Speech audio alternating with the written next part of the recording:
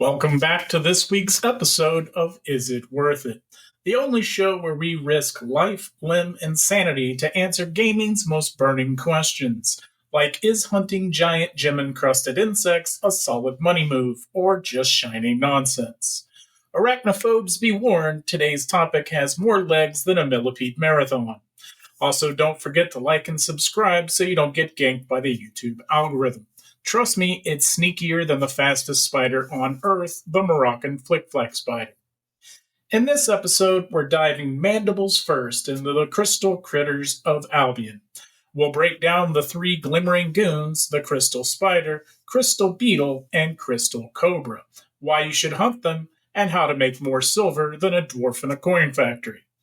Since the Horizon update, in October of 2024, Albion has been glitter-bombed with two shiny new pests, the jewel-studded crystal beetle and the slithery crystal cobra.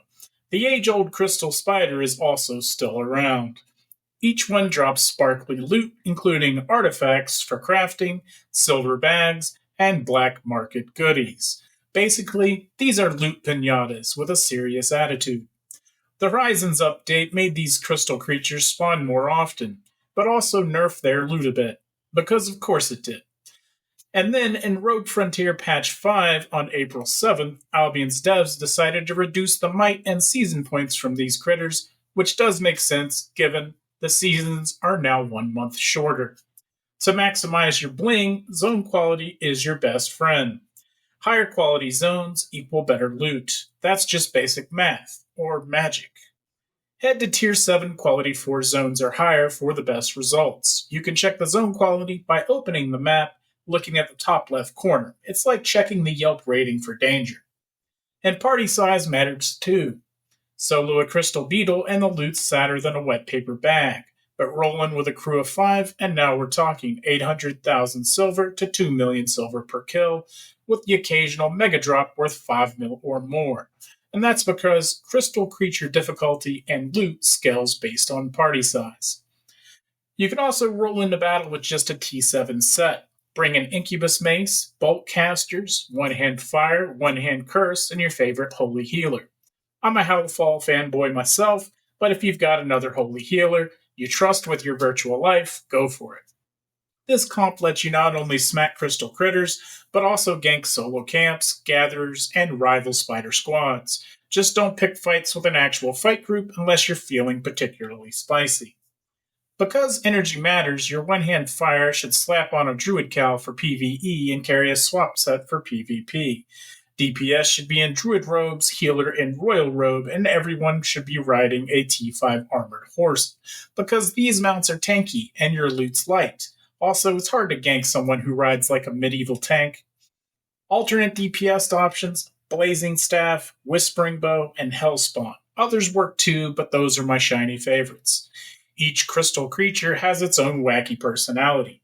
The crystal spider, this guy hops around like it drank too many Red Bulls, but good news is, attacks are 100% interruptible with silence and snare charge from the tank.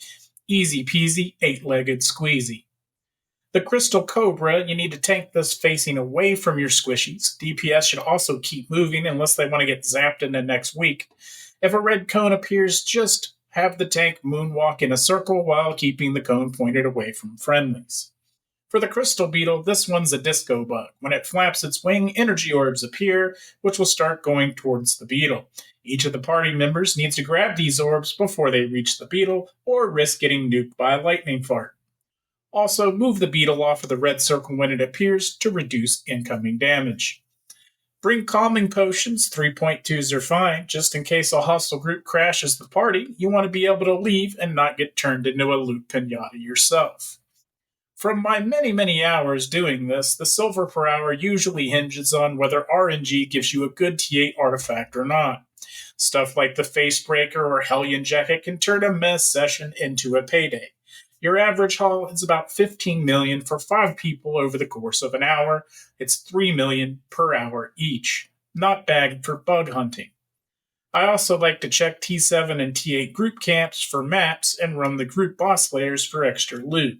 A purple chest found in one of these in a decent zone can hold 9 million or more. That's worth the effort and adds a little bit of spice to the run. My go-to method to find this content? Well, I leave from Brazilian, and I look for a road with two black zone connections.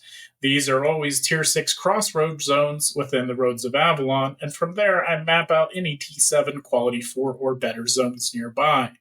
If none look good, I dive deeper into the roads of Avalon, or switch zones entirely going through the black zone. The roads give us that explorer vibe and way more ground to cover. When it's time to bank the loot, I head home via the roads of Avalon. It's cheaper, safer, and spicier.